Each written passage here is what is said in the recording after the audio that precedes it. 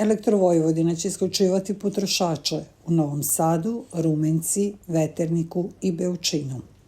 Novi Sad od 9 do 9:30, Železnička 39 do 41, Maksima Gorkog 1, 4, 4A, 4B, 4C, 4D, 4E, Alberta Tome 4 do 4A, 6 do 6A, Dimitrija Tucovića 2, 2A, 3, 4.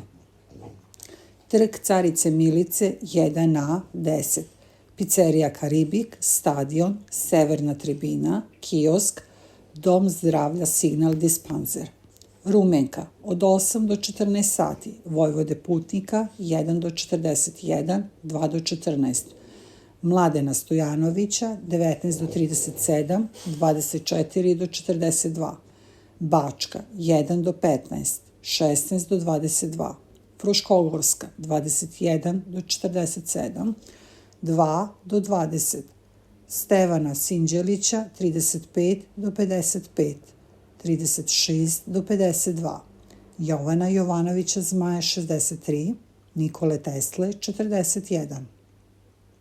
Veternik od 8:30 do 11:30, Kralja Petra I 11 do 178, 18 do 22. Partizanska 1 do 31A, 2 do 26, Save Kovačevića 1A, Tome Maksimovića 2A, Svetozara Markovića 2, Kiosk.